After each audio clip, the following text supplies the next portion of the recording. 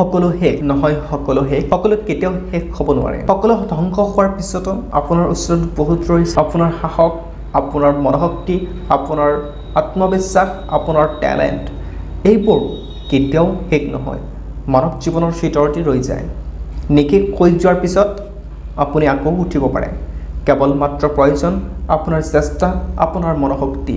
বছ, আপোনাৰ চাৰিওকাষে থকা সকলো মানুহে আপোনাক দুৰ্বল বুলি ভাবিছে, কিন্তু আপুনি জানে আপোনাৰ ভিতৰত কিমান ক্ষমতা আছে। আপুনিহে জানে আপোনাৰ ভিতৰত, আপোনাৰ মাজত জুইৰ শিখাডাল কিমান স্পীডত জ্বলিছে। কেৱল মাত্ৰ এই জুই টুকুৰা এবাৰ বাহিৰলৈ আহিব দিয়ক আৰু জ্বলাই দিয়ক আপোনাৰ চাৰিওপাশে। এই দুৰৱস্থাৰ সময়ত যদি আপুনি শক্তিশালী হৈ নাথাকে, তেন্তে আপোনাৰ পৰিয়ালে কাৰ পৰা শক্তি পাব, কাৰ ওপৰত ভৰসা কৰে? কাৰণ আপোনাৰ পৰিয়ালৰ আপুনি হ'ল ছুপাৰষ্টাৰ। পৰিয়ালৰ সকলো সদস্য আপোনাৰ ওপৰতে যে ভৰসা কৰে। আজি আপুনি হাৰ মানি, আজি আপুনি ভয়ত পলায়ন কৰিব নহয়, বিপদৰ সময়ত শক্তিশালী হৈ থিয় দিয়া। য'ত পৰি আছে তাৰে পৰা প্ৰবল মনোশক্তিৰে গৰ্জি উঠা। যেন আপোনাৰ পৰিস্থিতি বহুত বেয়া, আপোনাৰ চাৰিওপাশে থকা মানুহবোৰে এনেকুৱা দেখে যেন আপুনি এটা গৰ্জি উঠা বাঘে উঠি আহিছে। হঠাৎ কৈ মানুহে হাতী খালত পৰিলে বেঙেও লাত মাৰে। হয়তো আজি আপোনাৰ পৰিস্থিতি সেই একে। আপোনাতকৈ লোৱাৰ কোৱালিটিৰ মানুহে আপোনাক ভুল ধৰিছে, আপোনাক বদনাম কৰিছে, আপোনাৰ সমালোচনা কৰি ফুৰিছে। মানুহে কি কৈছে ক'বলৈ দিয়ক, ইয়াৰ প্ৰত্যুত্তৰ কৰ্ম কৰি দেখুৱাই দিয়ক। ভাগৰি নপৰিব, অলপ কষ্ট কৰক, তাৰ পাছত দেখিবা তুমিয়ে সুখৰ সাগৰত আঁতৰিছা। হেল্ল' ফ্ৰেণ্ডছ, আপোনালোকে জানে আমাৰ লাইফত কঠিন পৰিস্থিতি আহে আৰু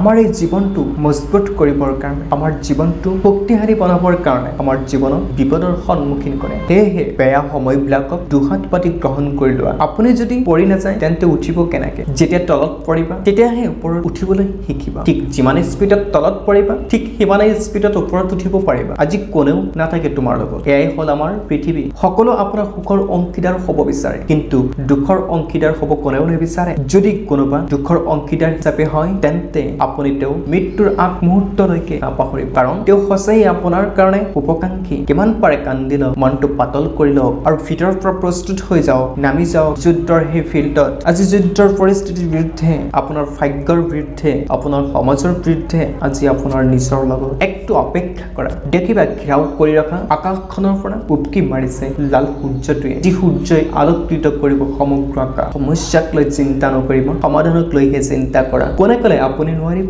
100 বাৰ পাৰিব, 1000 বাৰ পাৰিব, কাৰণ আপুনি এজন ছুপাৰষ্টাৰ। লাভ ক্ৰিয়েট 0.2 তৰফৰ পৰা মই আকমল। বন্ধু, সকলো বস্তু শেষ হৈ যোৱাৰ পিছত যেতিয়া আপুনি নিশেষ হৈ যাব, তেতিয়া এটা কথা মাথাত ৰাখিব, মূৰত ৰাখিব, জীৱনে আমাক কিবা এটা শিকাৰ কাৰণে বেয়া পৰিস্থিতিৰ সন্মুখীন কৰিছে, আপোনাক ষ্ট্ৰং কৰিবৰ কাৰণে বিপদ দিছে, কিন্তু আপুনি চিন্তা নকৰিব। অন্ধকাৰ ৰাতি পাৰ হোৱাৰ পিছত সূৰ্য উদয় হ'বই হ'ব। এই ভিডিঅ'টোৰ পৰা যদি আপোনালোকৰ অলপ হ'লেও মনোশক্তি বাঢ়ে, তেন্তে এই ভিডিঅ'টো সেইজনলৈ শ্বেয়াৰ কৰক যিয়ে আজি এই বিপদত আছে।